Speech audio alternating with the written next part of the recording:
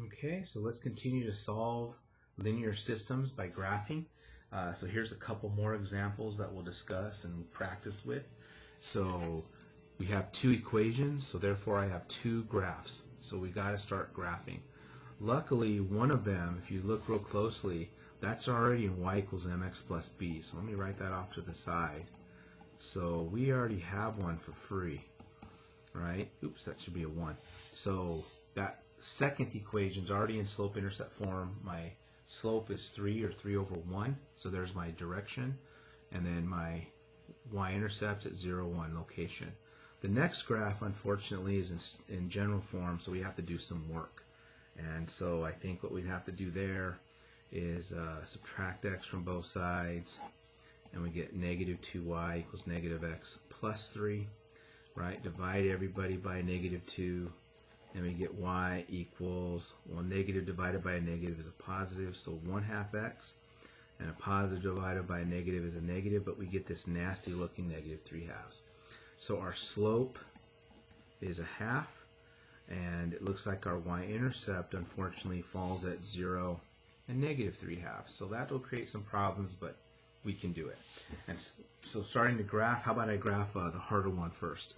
So this is telling me that my intercept is at 0, negative 3/2. So that takes us down to, this is roughly about negative 1.5. So that probably puts me about right there. Right? So there's our y-intercept. The slope tells us to go up 1, right? So there's one movement up, and then over 2.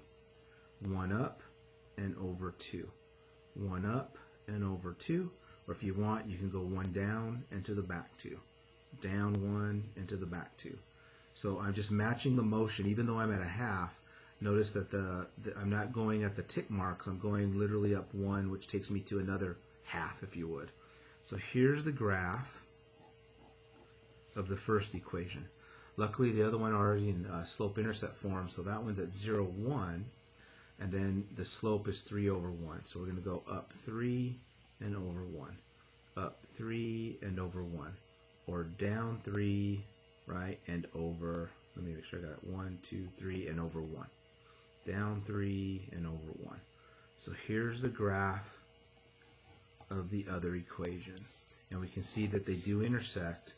It looks like they're intersecting at negative 1, looks like negative 2, right? Looks like the intersection point.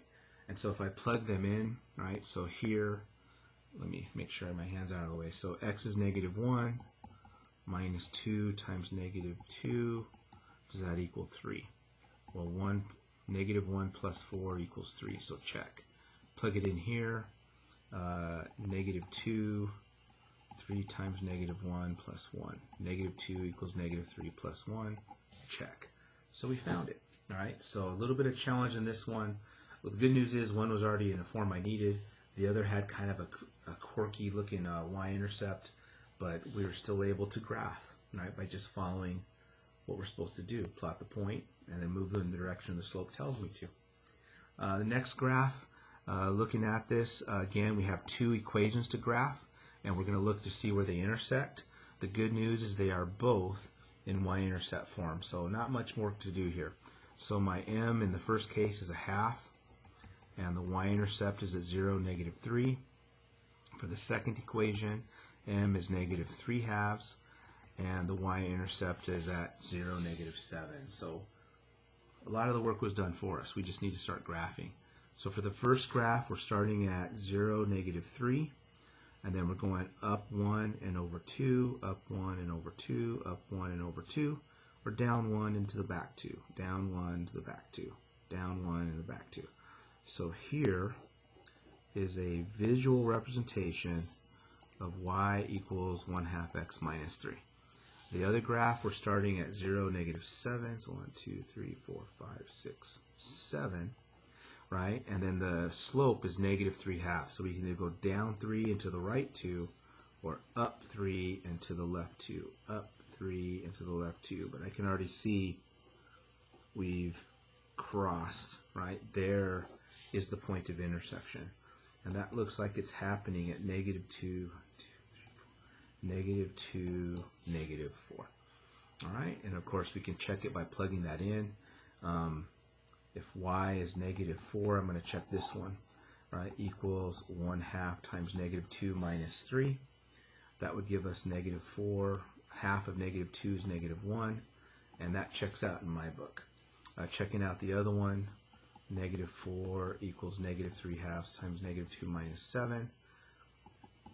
Well, negative times a negative is a positive. The 2's cancel out, leaving us with 3. And so 3 take away 7 is -4, so that checks out too. So again, we have two equations. We're going to graph two equations and see where they intersect. Putting things in y equals mx plus b is the way to go. Nice practice of Chapter 3 material, and a pretty quick way to graph when we see it.